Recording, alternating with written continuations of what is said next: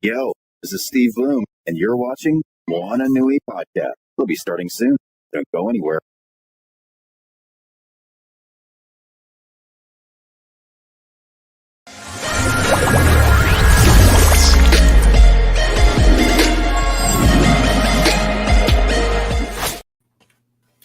Aloha, everyone. Thank you for joining our next episode this evening. We're so very excited for this episode. But of course, for those that may or may not know us, let us introduce ourselves.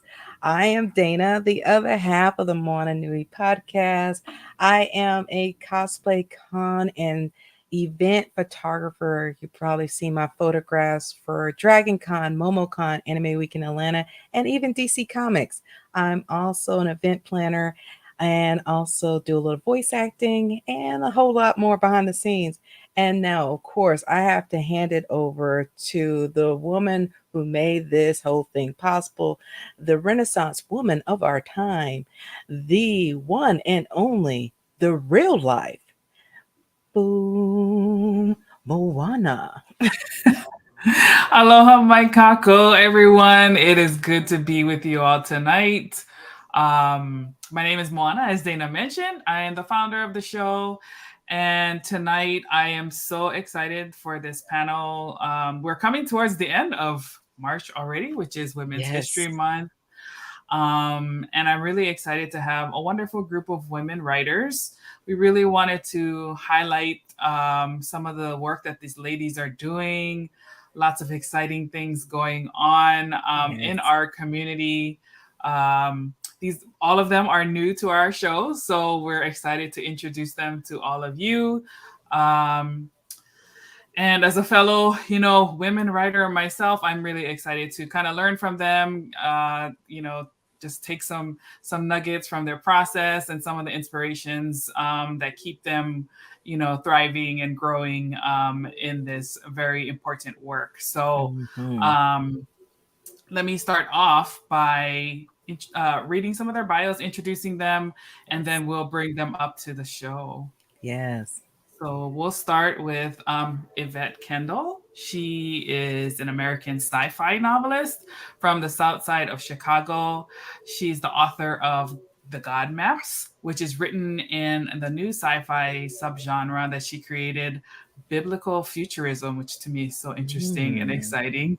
Yes. She delivers her stories with so many twists and turns that you will lose count.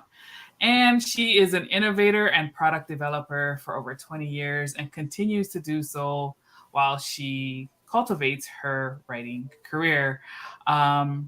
She has also been urged to try her hand at writing a zombie horror comic books, and she's done quite well with her initial stories. And that later put her on the path to publish her own brand of zombie anthologies called the American Zombie Chronicles, as well as a children's zombie collection starting with A Zombie for Mommy. So lots of different types of writing projects with Yvette. So we're happy to have her with us. Next, we have USA Today bestselling author Stephanie Berchiolly, who is also a screenwriter and filmmaker currently living in the Washington, D.C. area. As a Black woman with dwarfism, her purpose in life is to write engaging, vivid stories full of fun and snark, often showcasing BIPOC and or disabled characters. When she's not directing or writing novels and screenplays, she's spoiling her cockatiel peppers, rotten, and providing endless jump scares for her partner Rick, or baking wackadoo things like cakes with pies inside. The foodie in me is interested. Yeah. And then last but certainly not least, Ines Johnson is a lover of fairy tales, folklore, and mythology. She spends her days reimagining the stories of old in a modern world. Yes. She writes books where damsels cause the distress. I like that. Princesses wield swords and moms save the world.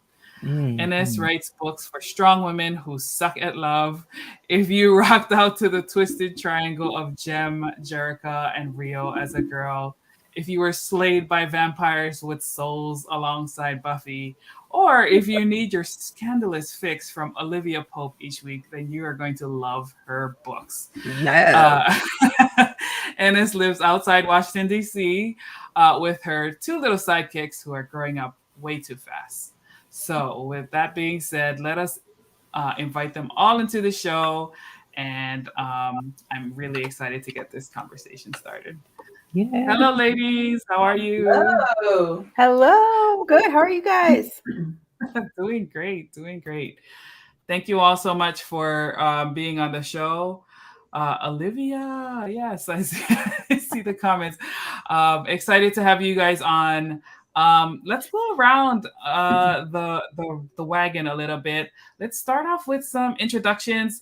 Tell folks where you're from. I mean, I talked about where you're from. So how long you've been writing and how you began your writing career, and then tell us a little bit about your most recent project or book. Let's start with Ines. Hi guys. As Moana said, I'm Ines. Hi. I am a romance writer. After having gotten 3 degrees, I hung up the degrees on the wall, and now I just write romance all day long, and I absolutely love it. I've been reading romance since I was 12. I wrote and published my first romance in 2014, and I haven't looked back since. Nice, very nice. Since 12, wow. I like romance too. I think I got that from my mom. She's a super hardcore romance reader herself. Yvette, let's go to you. Okay, so I started writing in 2018. The God Maps was the first book. I had never written anything, and the story came, I wrote it, and I haven't looked back since. I'm forgetting the second part of the question. What was the second part? I can't hear you. Trying to find those buttons. Okay, there you go. What was the second part of the question?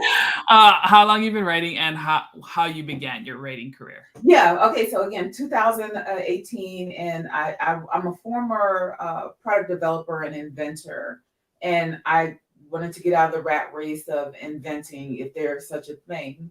And I was walking through my living room one day, and the story just fell in my head. I mean, just from beginning to end kind of scenario, and I just started to write, and I never looked back. That's kind of how I began. That's amazing. Stephanie? Yeah.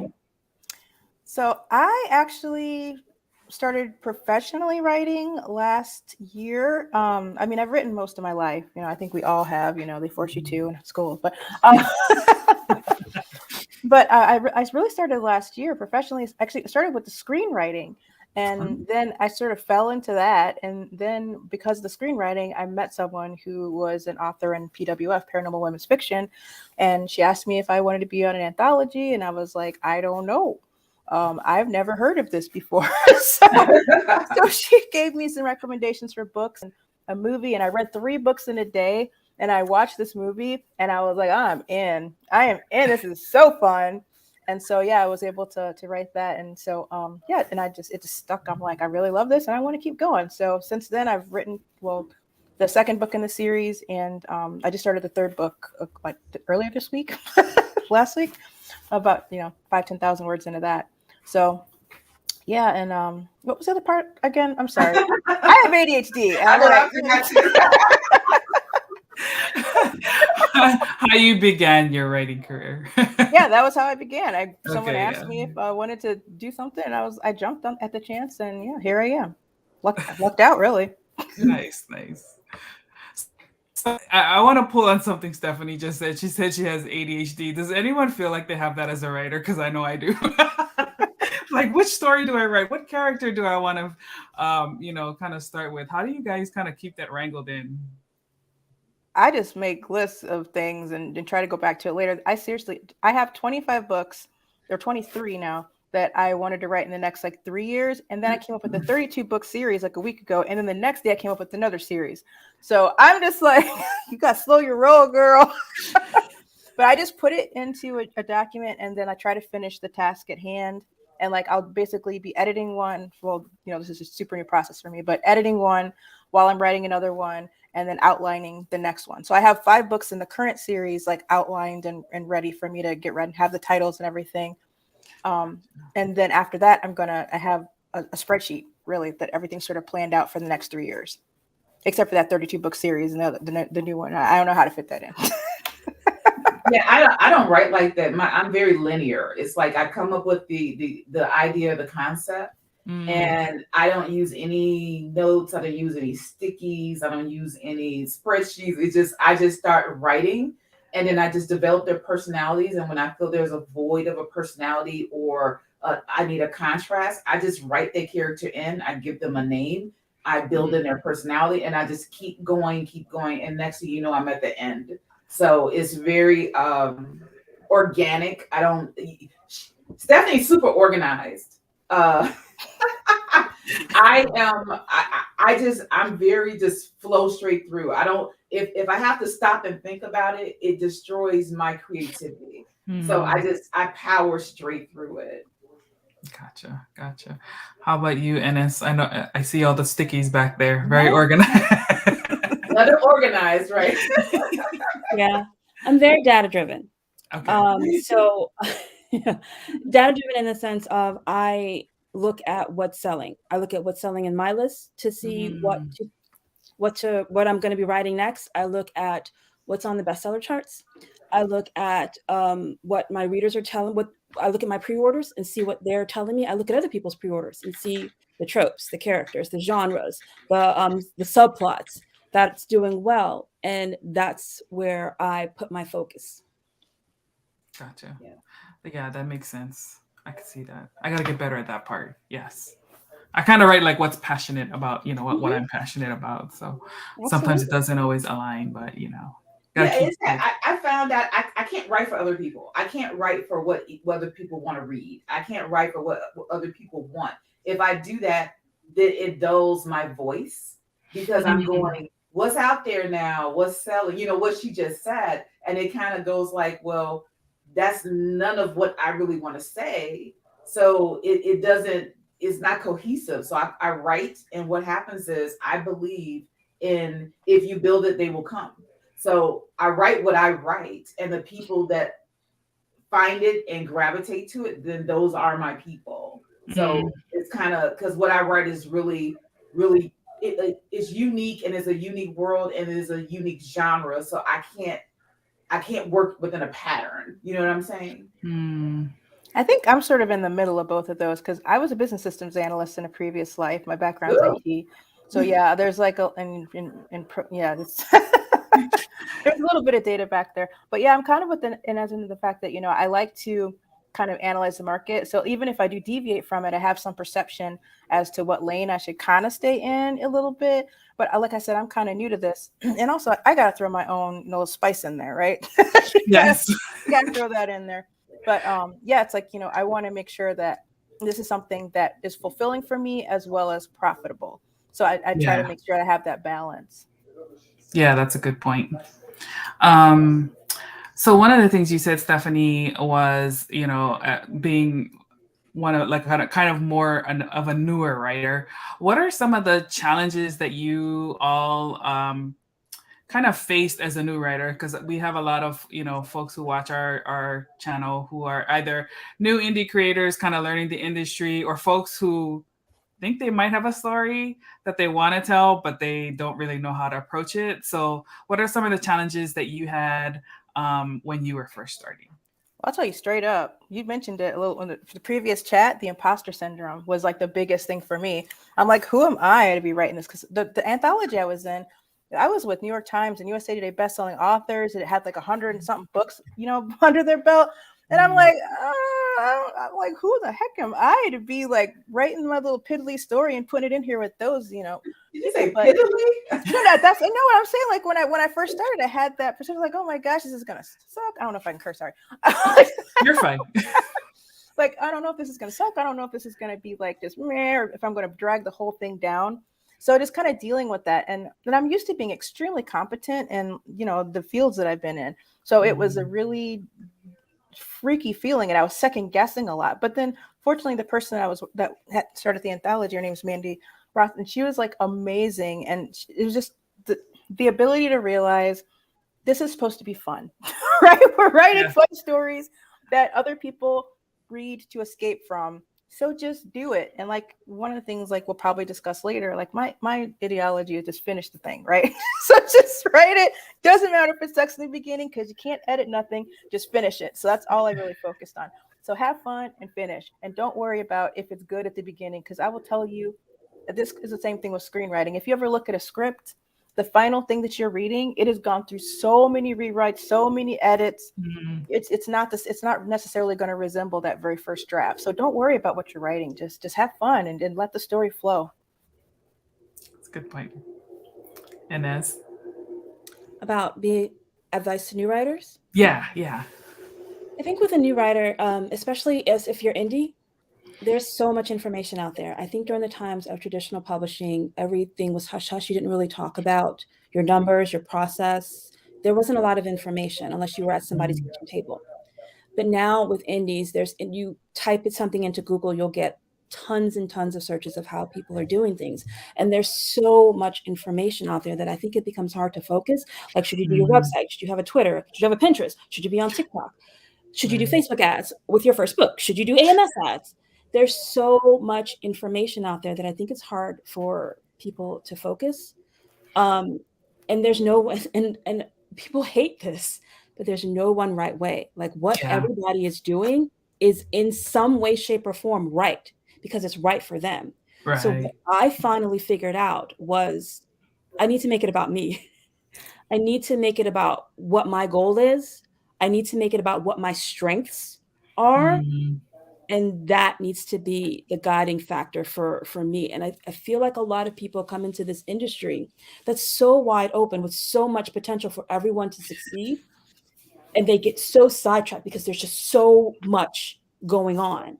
But if you can focus on what's your goal and what are your strengths, I think that's what's going to lead you on the right path.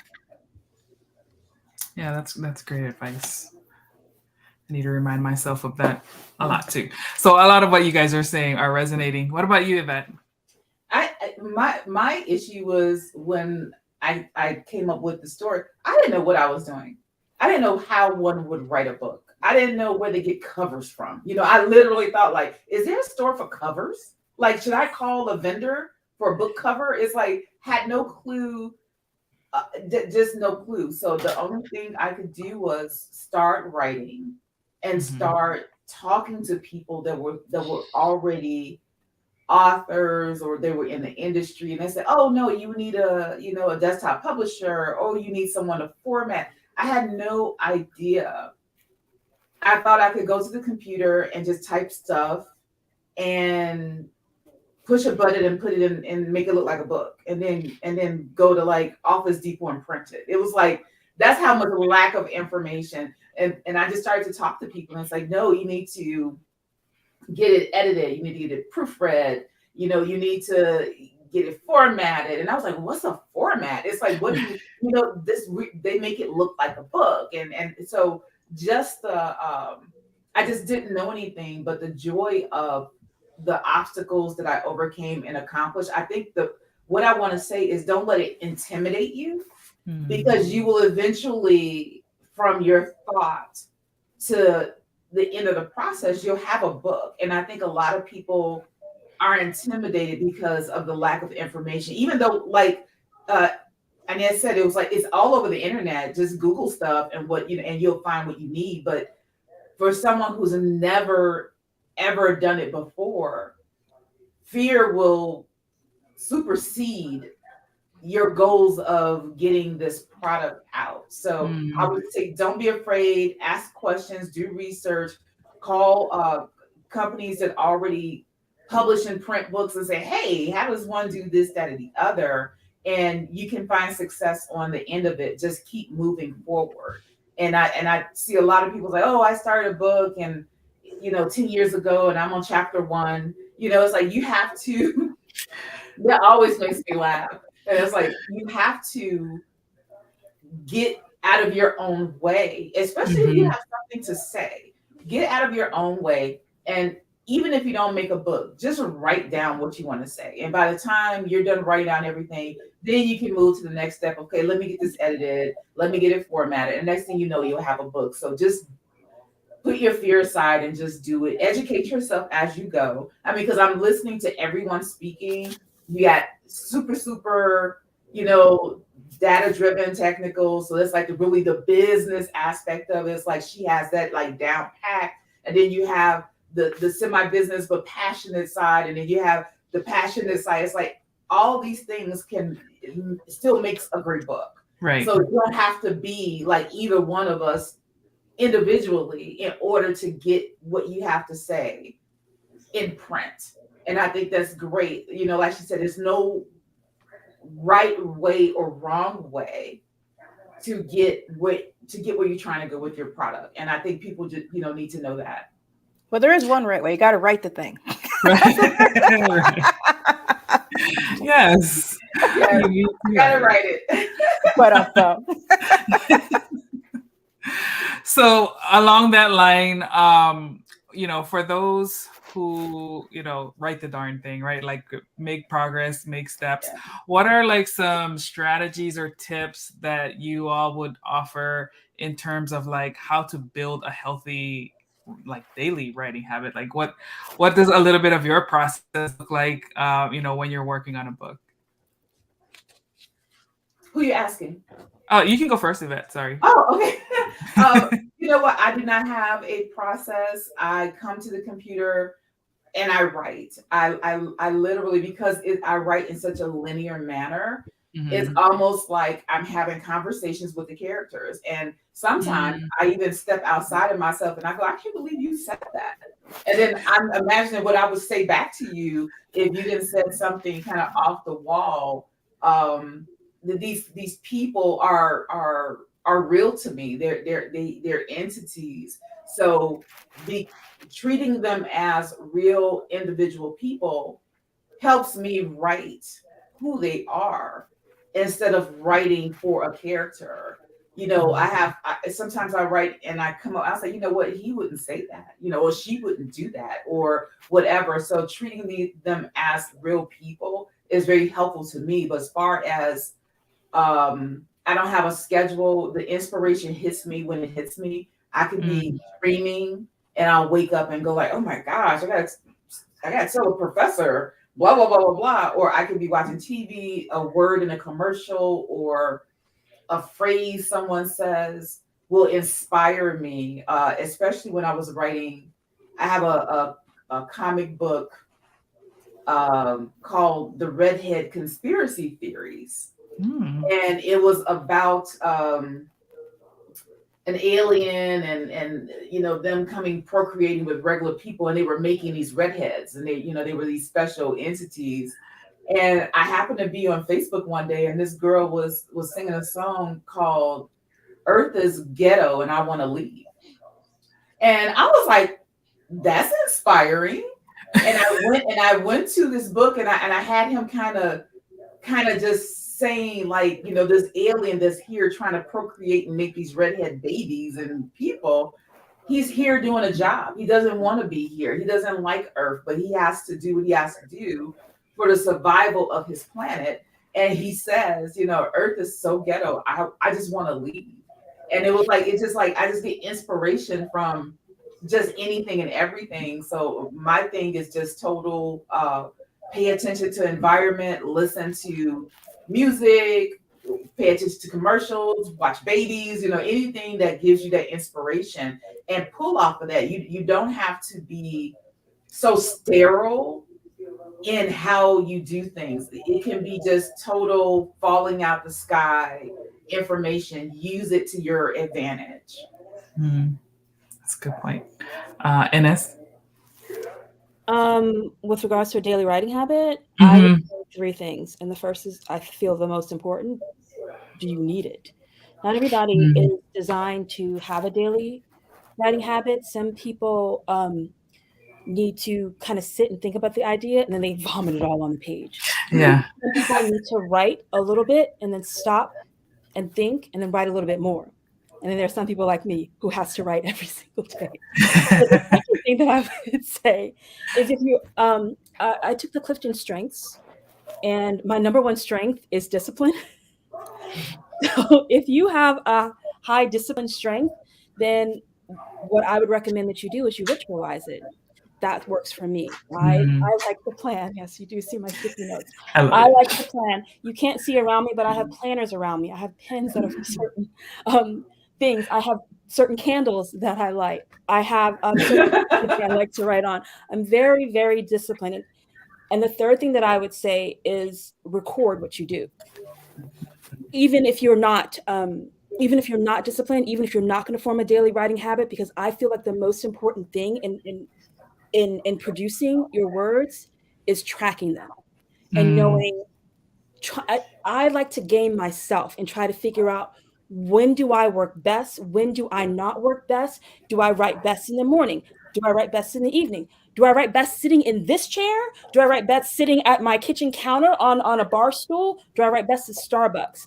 I track all that stuff so that I can see when I'm going to get my best words, because I'm what you call a fast writer, because I publish more than one book a year. I publish a book a month. And the reason that I'm able to do that, one, because I was trained as a screenwriter, but two, because I track what I do. So I know how fast or how long it takes me to write a chapter, to write a full book, to edit that full book.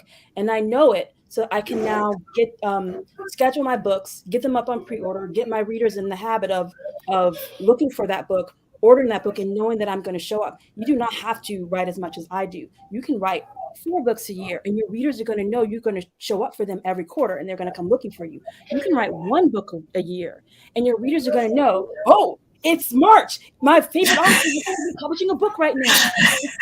It's consistency. I really feel it's the consistency. So it's not about a daily habit. It's about your habit, figuring out what your habit is, and being able to be consistent and show up for that. That's great advice. Stephanie? I concur with Ines. I'm diagnosed with ADHD, so seriously, and like she's talking, I got my 2 journals right here. What kind? No, they're just I have the bullet journals. And I have I have my calendar like pinging me, like send me messages. Right now it tells me to go to sleep. I got so one of the things I do is I do time blocking. And I was able to, my first book was a nonfiction book. I was able to write it in a week because I planned everything out. I had time blocked off. I usually block it off at the beginning of the day. Well, I have a process. I've ritualized. So yes. I write 9 really crap. That's what this hideous pink journal is. I write 9 crappy haiku first thing in the morning. When I have I make my morning, go to the bathroom, make my morning coffee, plop my butt in the chair, write my 9 haiku, and then I write morning pages, which is, I forgot her name. Julia Cameron. Yes, thank you, Julia Cameron, morning pages. And that has helped me to just not be judgmental or not try to go back and critique my work. I just let the words flow. I don't go back and edit, don't think about it, just boop on the page, word vomit. And so then I go into my writing rituals, and then I could just sit down and write, and I have that time blocked off on my calendar. I have my marketing blocked off on my calendar. I have my when I go going through and put my invoices into my little spreadsheet marked off on my calendar. I have all that stuff because if I don't, I won't do it. And I put the things that are most important to me at the beginning of the day. And my boyfriend knows if I'm sitting here and I have my headphones on, if he tries to talk to me, I'll rip his face off. So thanks, he still has his whole face. He still has his, he learned his lessons now. But seriously, for me personally, because of that ADHD, I will sit there typing away, decide to get up and go to the bathroom, and then I'll go have a donut, and then I'll go watch a YouTube video, and then I'm like, oh crap, it's been 3 hours. Well, let me just play this game on my phone. If I don't have that ritualization, I don't get stuff done. And I don't depend on a muse. I depend on getting my butt in the chair. That's what I require to write. So it's I do have inspiration hit. I'll be sitting there oh my gosh, I have this really cool idea for a short. And then I'll just in an hour I'll have a 15-page short written. Right. But that's not how I can function and get a book written. So in the last year, I've written 3 screenplays. And I just started last April. I have 3 screenplays. I've been taking numerous classes. I have the 3 books written. I had 2 books written before all this started. And it's just that all comes from knowing myself and analyzing myself and knowing what I need to do to get these things done. And I backtrack. So if I know that I want to write a 65,000 word book or 100,000 word book, I know how many words per day I need to write in order to get it done by the due date. Right. So then I kind of backtrack it. And that's how I try to function, because otherwise, seriously, I'll be watching YouTube videos and playing games on my phone until 3 o'clock in the morning, thinking it's only been 2 hours. And you know what? And look at that. It's like, I do none of that. Like, absolutely none of that. And you're still successful. And you can still be productive. That's what I'm saying. I love that everybody has their own style. And I'm really loving what you guys are saying, because, you know, I probably need to institute something. You know, honestly, no, you don't. But I have different styles for screenwriting versus for prose writing.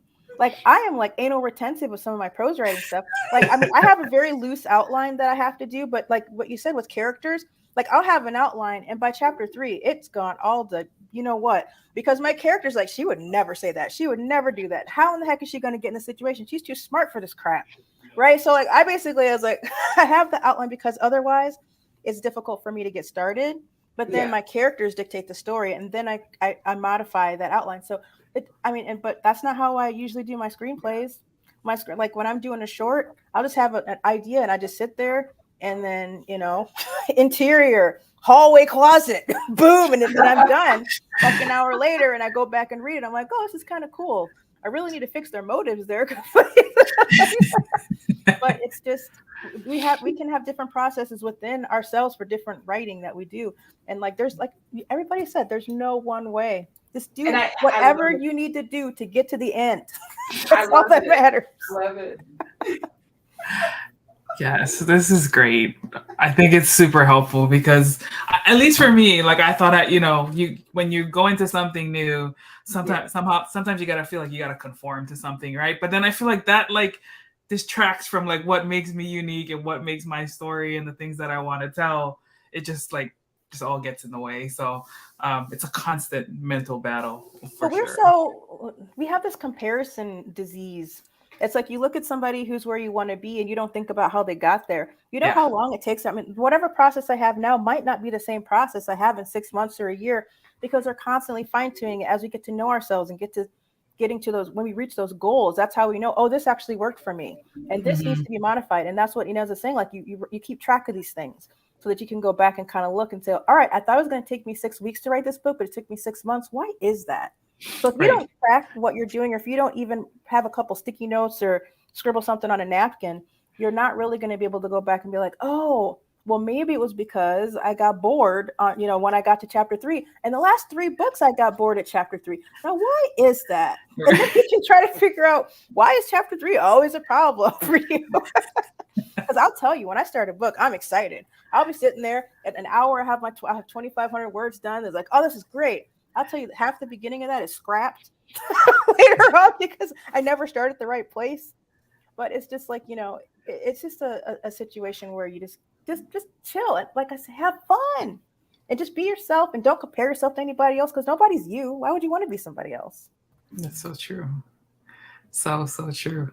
So let's step back just a little bit. Can you guys talk about like who or what inspired you to start writing in the first place? Like, was it an author? Was it, what type of storytelling? Talk to us a little bit about that. We'll start with Ines. Who inspired me? I think I've always been a writer. I love telling the story that I grew up in a funk band. My dad was a bass guitarist in a psychedelic funk band. Oh, and that's awesome. He one of the first lessons that I remember him teaching us was we would listen to him play the bass, and he would talk about how the bass had its story, and then the drummer would play and add on to the bass, and that drummer had his story, the pianist had his story, and the singer had their story, and it all came together. And that's the first lesson of story that I remember. And I feel like I've approached every career that I've been in through that lens. I've been in television, I've been an editor, I've been a screenwriter, I've been a producer, and now a fiction writer, specifically of romance. So everything that I have done has always been through the lens of story. So I can't really remember a time when I didn't when I wasn't a storyteller. So I guess a short way to say that is my daddy. My daddy inspired me to start telling stories. Awesome, Dad. I'm a daddy's girl too. Yvette? Like I said, I didn't, I wasn't necessarily inspired by anyone, but as I became a writer, I started backtracking in my mind of how I got to this point. And I realized that I always liked writing in grammar school and writing poetry and writing essays. And I was always winning awards for, like, second grade, I won an award for poetry and all these little things. And then when I opened my own business, I wrote the contracts for my business. And then sometimes people would challenge my contracts trying to get their money back. And then they were like, well, I'm going to take it to a lawyer. And the lawyer would tell them, there are no loopholes in this contract. Who wrote this? And then people would say, you need to go to law school. And I was like, and all these clues, you know, God was throwing at me, like, you're a writer. And so I did not, I learned how to write patents because I became an inventor and I didn't want to pay. So I learned how to write patents. And again, not putting this together. And then one day I read, it's right here too, Dan Brown, The Lost Symbol. Oh, yeah. And fell in love. I was like, who is this man? And the first book, of course, was Da Vinci Code. And I was like, oh my gosh. And then The Lost Symbol is what, like, clinched it. And I was like, man, I wish I could write like him. And after I decided not to be an inventor anymore, I was walking through my living room and the story I told you, it just fell in my head. Like, God peeled my cranium back and just said, here, and put my head back on. It's just like, and I was like, oh, okay. And I saw the whole story and I said, you know what? Let me just write it down. And I wrote the first 12 pages and I started showing it to people. And it was like, oh my gosh, you have something here. Quit showing it to people. But that imposter syndrome that we spoke of, I was like, I don't know how to write a book. I've never wrote a book. I'm not an author. I'm not a writer. So I tried to partner with people that were already writers. And everybody's, oh, I have my plate full. I have things to do. And no one would write this book with me. But I kept getting more and more information for this book. So I wrote the book in 6 months. And it's so sci-fi-ish and so intense in science that people just automatically assume that it took years. Oh, this must have been 10 years of research. It's like, no, not really. You know, I wrote it in 6 months. So that was my inspiration, is that I think that I was always a writer and did not know it. And the other thing was Dan Brown was the match that ignited my desire to write once that story showed up. And I've just never looked back. That's awesome. Yeah, that was one of my favorite books back in the day. So yeah, I really love his storytelling too. Yeah. Stephanie? Well, yeah, so the beginning sounds a little depressing, but don't worry, it gets better. So when I was a kid, I spent a lot of time in body cast because it break my legs and then reset the bones. And so, like, the only way that I could really escape, because I was like, I couldn't even go to the bathroom by myself. I was in a body cast. So the only way that I could really escape was reading. And I started reading when I was really young. I mean, I was like reading my mom's college books when I was like really, really young, like way too young. I should not have read The Isle of Cancer and Capricorn at the age I did, because I'm pretty sure. But anyways, so yeah, I mean, I was reading a lot, and I really enjoyed the transportive nature of those worlds. And I remember Isaac Asimov specifically. Like, I don't really remember much before I was 13. We're not sure if it's because of anesthesia or whatever, but I do remember being at Scotts Air Force Base, like sitting there, cracked open, like iRobot, just reading it in the library. And he actually got me interested in reading his actual like nonfiction science books too, because like the worlds are so like deep and rich, and like I was just so intrigued. Like, how would somebody come up with these things? Like all these things that I'd read, like how do people come up with this stuff? And like, you know, Yvette, I was like writing. My mother told me that I did steal the theme from a Smurfs episode, but I won awards. for like, poetry and writing and stuff. And so, but still, like when you do those things, like you're saying, it's like you don't necessarily think you're a writer, but it's like you're just, doing something that comes naturally. I think that's one of the things that sometimes we don't recognize our own talents because we're so close to it, and it comes easily, so we don't value it as much as other people might. And so, it was just a situation of, just doing stuff and for friends and people anonymous writing on the internet and people being like, oh, I really love this. This is so great. I'm like, how do you even find it? I just read it from my friends and like messaging about how cool it was. But, and when I remember I was younger, I probably shouldn't tell the story. I was dating this guy and we had broken up, but I was still living with him. And he showed a book that I was working on to, I think she's a publisher, Penguin or something. I don't remember what she was. And she's like, oh, I really like this. I'd like to, publish this. And I threw it away because I wrote it for me. I did not write it for anybody else. I was pissed off that somebody had shown my work to somebody else. And I just tossed it. My boyfriend's like, how could you do such a thing?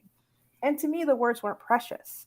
I could always come up with something, whether it was something that was fascinating to other people was a completely different story, but I could always come up with something. And so like when this opportunity came to me, it was kind of like, my life has been leading up to this. Like all the other jobs I've had, all the other things I've had been preparing me for this, but writing has always been the core. And there was a point in my life, even getting back to the depressing, where I almost died a couple times. And it was kind of like then I had some major issues as a result of car accident, and I had some health issues. But the one thing that sustained me through all of the crap that I'd gone through in my life was writing. And that's one of my earliest memories is writing and reading and being in those other worlds and creating those worlds. So now I'm done speaking. Sorry, I've been talking too long.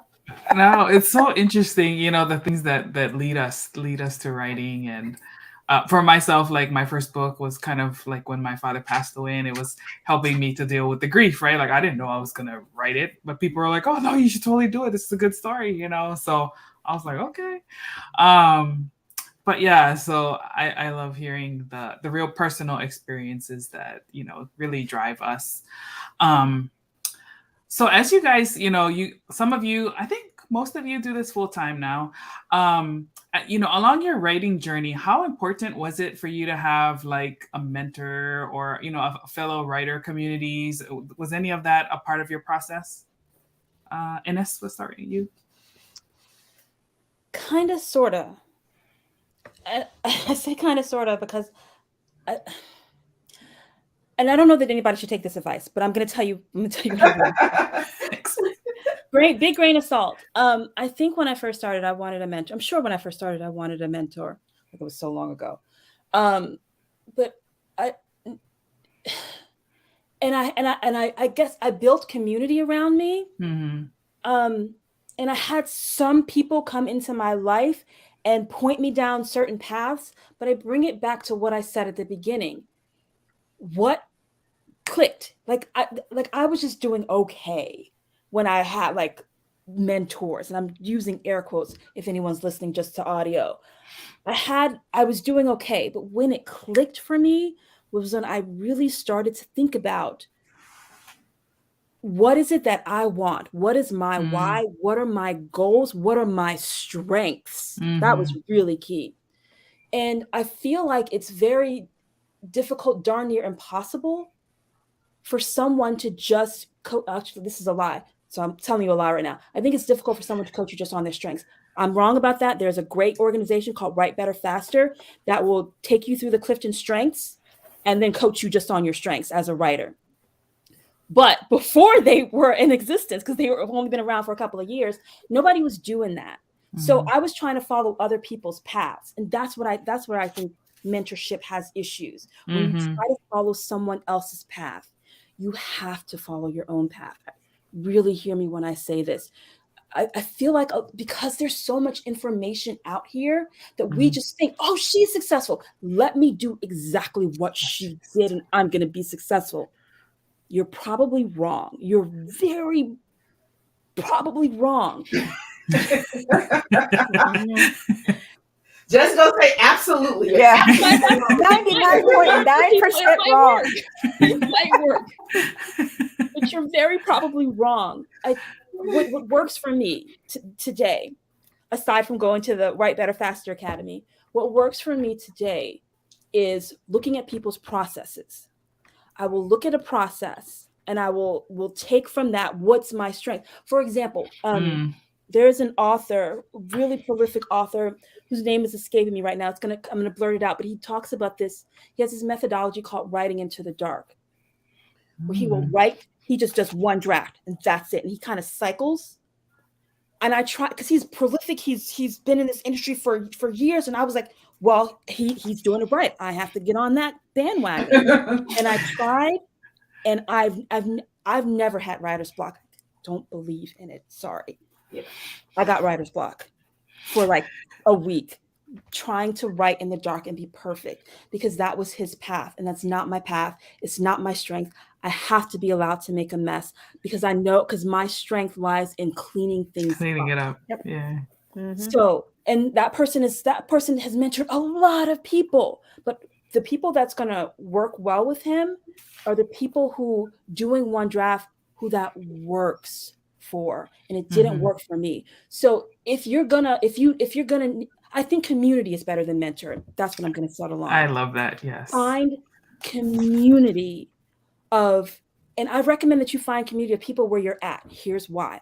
If you find community with someone who is not serious about writing, who writes one chapter a year, you're probably not going to progress. Again, hear that probably. You're very probably certainly not going to progress. If you get in community with people who are doing EGOPs better than you, you're probably going to get that imposter syndrome and not finish. Try to get in community with people who are going where you want to go. About balance. Yeah. That's going to work the best for you. Yeah. That's great advice. Yvette? No. She said no. She said no, and that's it. But that's my country. I don't no mentors, don't need them, don't want them. I noticed that I am in screenwriting school. My executive producer for my TV show wants me to write my TV show. Now I know this is crazy. I don't necessarily want to, but he believes that I should. So I'm in screenwriting school, and I am not like Ines and Stephanie. I know nothing about screenwriting. I can't do structure. It's nothing but structure. It messes with my creativity. So I went and got a tutor, and he went to film writing grad school. He has all these accolades and all this stuff. So once a week, Russ and I go over what I'm doing so he can make sure I'm doing it right. So while I'm writing, he goes, "Oh, she should say this. And I'll tell you why." I see her as, okay, this is not your story. Right. This is not your book. This is not your screen. This is, you're supposed to be making sure I'm doing it right, not putting what you want to see in my work. So I stay away from mentors and whatever, because ultimately they want to inject themselves some way, shape, or form in what you're doing. And then you find yourself having to almost argue at some point about what you want versus what they think it should be. So my answer is no, just not for me. Gotcha. Fair. Yeah. Stephanie? I am a little bit different because I've been extremely lucky. So I mentioned before about Mandy Roth, and I actually was friends with her for about 8 months before any of this transpired as far as the writing. I mean, we did do some stuff with like screenwriting before, and that was new to her. And but the thing about it for me was when I got into the prose writing, she knew who I was. We were very similar in a lot of ways. And it wasn't mentoring in the typical capacity. Like I've taken classes where someone kind of does that, where they have no real concept of what you're trying to put on the page, and they're trying to interject themselves into it, or like, I don't understand this. Like, I don't really care because it's not for you. But but it's like it hasn't been that kind of situation. So it's like if you find that, and I agree with Ines as well, because like I'm on Clubhouse a lot. I spend 5 days a week in a writer's room. But at 8 o'clock, we have this morning chat. It's like a coffee chat thing. And there are a bunch of authors who are disseminating information. You can ask questions no matter how stupid they are. Everybody will answer them. And like you cherry pick what you think is going to work for you. And so like, and there'll be like 5 people that are New York Times, USA Today bestselling authors, people that are in traditional publishing, people who are self-published. You'll get 5 completely different answers. Pick which one sounds like it's going to be either the lowest hanging fruit for you, that's easiest to understand, because sometimes people will say stuff and you're like, are you even speaking English? Right. But then, like I said, with Mandy, like she and I had a personal relationship, and she and I are kind of like those blunt people where it's kind of like, you know, like, no, this is dumb. Don't focus on this. Like she was the one that told me, like, focus on the writing. The marketing stuff is secondary. If you don't get this other stuff done, you got to prioritize. And I was like, okay, that makes sense. But like, you know, in general, it depends on who is the mentor. If it's someone who is trying to superimpose or overimpose any parts of them, and like what you're saying about structure, Yvette, I don't believe that you don't use structure. I just think that you have an internalized structure that you put on the page. Storytelling is, you know, ABC, beginning, middle, end. You have that inherent ability to put that structure out there. It's just you're not doing like you're not doing the whole outlining thing on a piece of paper. You have it in your head. You're letting it flow. Pantser, plotter, plantser. I'm kind of in the middle. But like when you find someone who you respect, and I have a little bit of a different opinion from Ines about working with people that are exactly at your level. I like working with people slightly above or way above, so I can cherry pick some really awesome things and see what I have to look forward to, or what I have to understand, or what paths I need to sort of research to understand when I get to that point, and what I can kind of fall back away from. Because like there's things they're talking about that I am not at that level yet. And it would be stupid for me to put 5 minutes into that. But I got notes in my little notepad. For later. Yeah, exactly. I got it for later. And it's like, all right, when I reach this milestone, then I'm going to start looking at that. I have conversations coming up with people about certain things. People that have been in the industry for a really long time, and they started a new pen name. And so they're back at stage 0. And the things that they're doing with their old pen names is not working because they have less than 100 people on their newsletter. So they're starting from scratch, and you're utilizing that information they have and repositioning themselves. And so like having those conversations with people that are like, oh crap, I'm not using my normal platform. I have to start with 0 Instagram followers, like 3 people on my on my subscriber list, you know? It's like, but with the data thing, that's the thing that's really helpful, is analyzing that and cherry picking what is going to be able to make my process work for me, and building upon that and trying to make it manageable.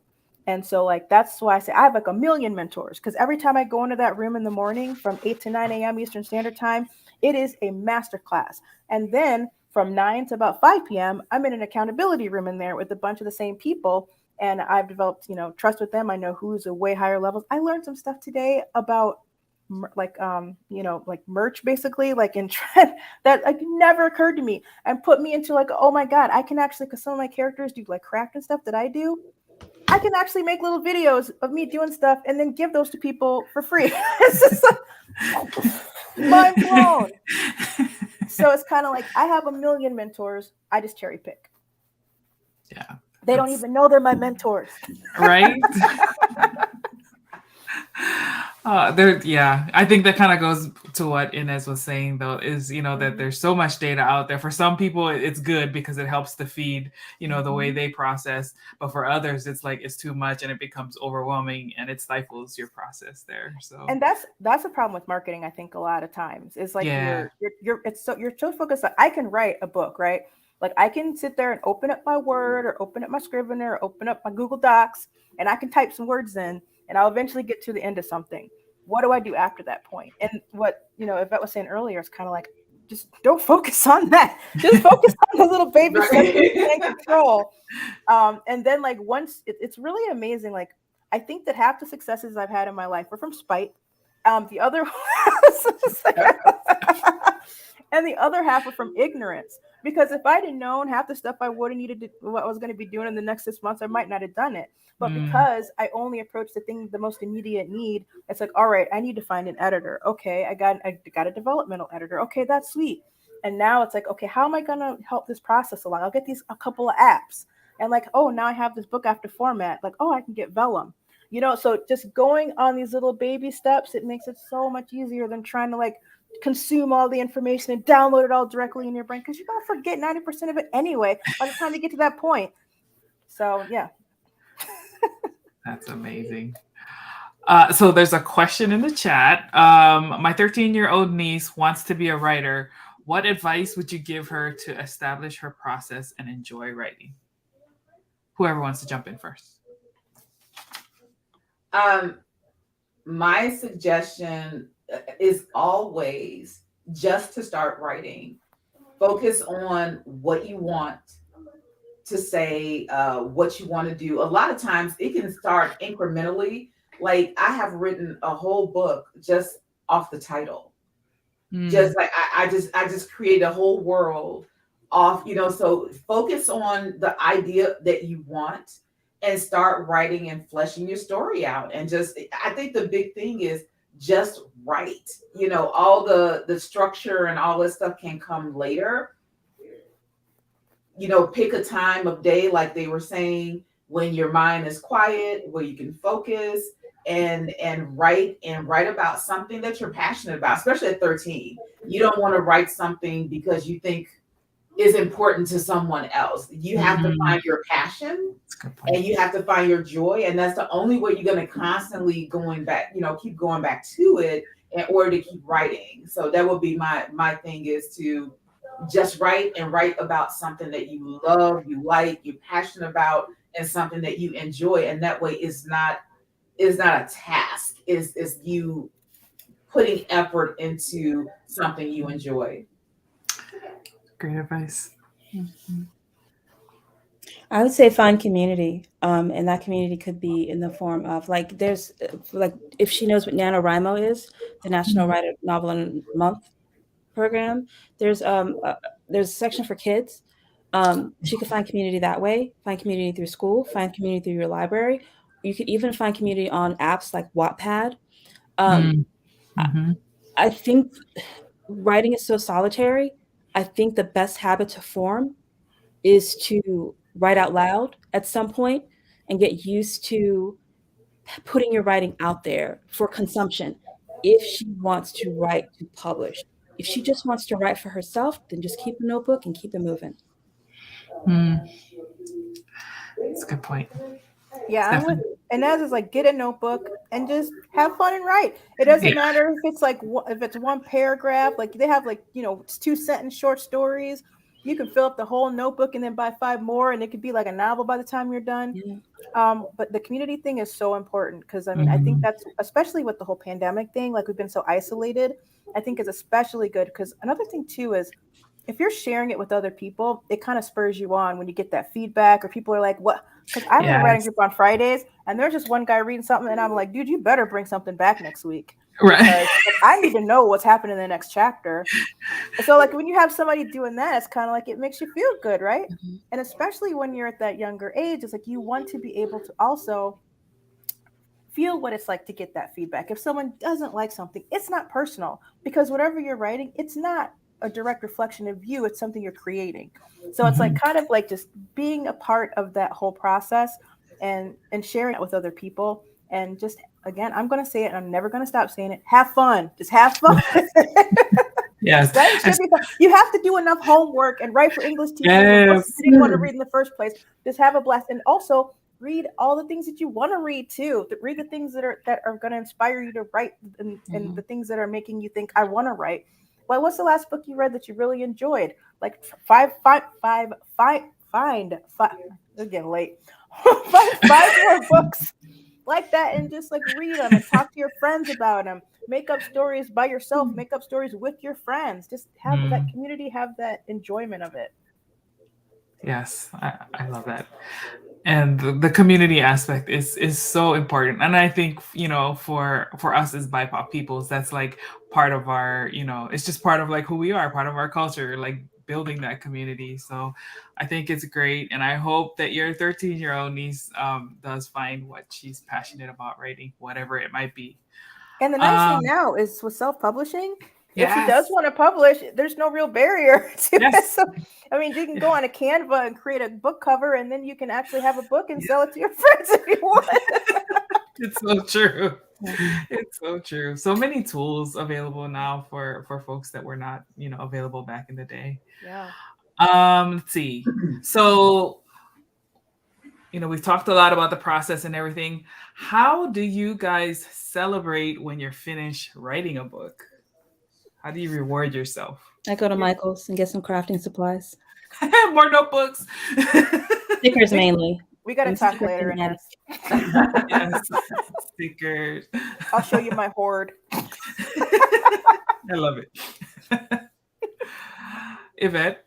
Yeah, I have never done anything celebratory. I tell you, I am so anxious to get it edited and see the finished product that when the book shows up on my porch, it's like, that's my celebration. I get to put it on the bookshelf. I get to, I don't have I don't know, I'm feeling kind of like I'm missing some stuff. Like, No. it's like I should be drinking some wine or like I need to be doing something, but I don't have a particular process. I'm just happy to be able to let people know I have another life that I've given birth to, and just sharing it and getting people involved in it.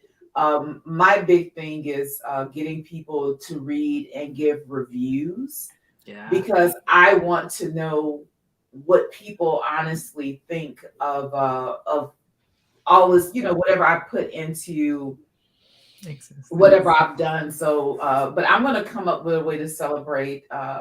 Maybe I'll go to Michael's too. I'm a crafter. I'm a painter. So maybe I'll start that as a celebratory next step. They all get together. It's like going to be like, okay, let's go to Michael's. Yeah. That's our community. When we get our books up, we're all go to Michael's and make something crafty. Yes, I mean, I think 3 of us are in the DC area, so we could actually make this happen. I'm in Atlanta, so. Well, you can go in community with Dana, because that's where Dana is. Okay. Stephanie, you got any rituals for celebration? Starting the next book. That's kind of what I do too. Well, no, because it's like by the time I got to admit, like by the time I get to the end of one and I start to do the edits on it, I'm really excited to start the next book because I love the starting of the next book. And like I said, I may scrap the beginning or whatever, but it's always so fun to just begin that. Again, the ADHD, I love the new projects, right? So. But I did celebrate the USA Today bestseller thing. Like we did go out to eat, and that was the awesome. First time in a while because of the pandemic. Yeah. But like my celebration is just like getting jazzed about the next big thing, right? But yeah, I'm thinking wine and Michael's might be added to my roster. I'm getting a t-shirt that says that wine and Michael's. Actually, maybe we should start like the Zoom call like once a month or something where it's like wine and Michael's. Just carry a wine bottle into Michael's and just on our cell phone. That's funny. That's a new community that we can build. Might not be the most positive, especially for the 13-year-old. Don't listen to us on that. Yeah, don't listen to that advice. Maybe when you get a little older. Oh gosh. Awesome. Alrighty. Well, I know it's getting a little late and we start to get loopy. This is sweet tea. It is not liquor, I swear. And Ines is like, I'm not going to say what's in mine, but it's keeping me up right now. But before we sign off, though, let folks know where they can find you, where they can buy your books, support what you're doing, and follow you online. So we'll start with Ines. I'm at ineswrites.com. Awesome. Yvette? You can find me YvetteKendall.com, and I am on Instagram at Sci-Fi CEO. You may find my books at Amazon.com or Barnes and Noble or any outlet online. That's where you can find my work. And the God Maps has his own website, is thegodmaps.com, and you can check that out there as well. Awesome. Thank you. And Steph. You can technically reach me at stephanieberchiolly.com, but since none of you can probably spell that once you close this window, you can actually just go to Trainbound to 40, and you can either put 40 or spell out 40.com, and you can reach out to me that way. It's Stephanie at either one of them, or you just join my email list, if you want to hear about the upcoming books and some cool free books and stuff that I'm going to have down the pipeline. Nice. And also, like, I don't know. Did I mention oh, never mind. I'll save that for another show. Got a little surprise later. I think you're gonna leave like a cliffhanger like that. You can't leave us hanging like that. That's what a writer does, right? Leave you hanging. You're gonna have to buy my next book. Awesome. Well, ladies, thank you all so much. I really enjoyed this conversation. I learned a lot from all of you, and I hope that our listeners have either got interested in what you're doing, or if they are aspiring to be writers themselves, find some inspiration, and maybe even just some common sense, like just grab your pen and paper, your computer, whatever it is, and put those words down. And you can use your toes. Doesn't matter. Just get some. That's all right. Alrighty. Okay. Well, ladies, thank you again so much. We really appreciate you guys spending some time with us. I know it's a little late on the evenings, but it is a pleasure to have each of you here on the Moana Nui Podcast. For our listeners, we hope you guys enjoyed. Please remember to follow us on YouTube, Twitch, and Twitter. You can subscribe and hit the notification bell so you can be reminded of our content. And we're also available on all of the podcast platforms at Moana Nui Podcast. So thank you all for tuning in. I hope you guys have a great Friday tomorrow and a wonderful weekend. And we will talk with you all soon. Take care, everybody. Bye. Bye.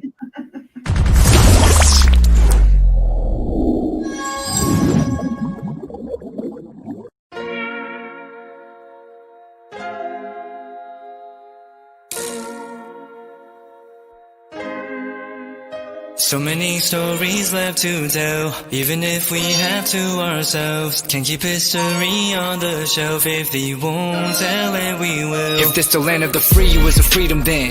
When they annexed Hawaii and called it Cedar Lands, without any type of payment and no signing off. Called themselves a republic in 1894.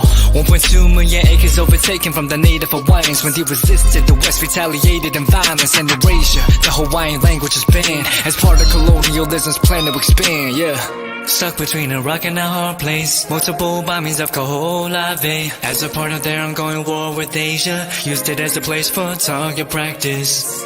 No consent or compensation. Colonizers call for annexation. No work out for all the locals. School will never let you know. So many stories left to tell, even if we have to ourselves. Can't keep history on the shelf. If we won't tell it, we will. Too many stories left to tell, even if we have to ourselves. Can't keep history on the shelf. If we won't tell it, we will. We will. So if we put Hawaii into perspective, well, Black and Asian history is interconnected. Considering the fight with the Pacific, then of course, versus Asia, they was treated as a middleman for war, but didn't let the Western colorism run its course, cause dark skin was a sign of dignity to core. The land was taken in the name of capitalism, when prior to it was an actual kingdom. Clap back at the system. Stuck between a rock and a hard place. Multiple bombings of Kaho'olawe as a part of their ongoing war with Asia. Used it as a place for target practice.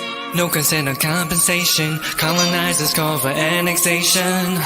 No work out for all the locals. School will never let you know. So many stories left to tell, even if we have to ourselves. Can't keep history on the shelf. If we won't tell it, we will. Too many many stories left to tell. Even if we have to ourselves, can keep history on the shelf. If we won't tell it, we will. So many stories left to tell. Even if we have to ourselves, can keep history on the shelf. If we won't tell it, we will. Too many stories left to tell. Even if we have to ourselves, can keep history on the shelf. If we won't tell it, we will. We will.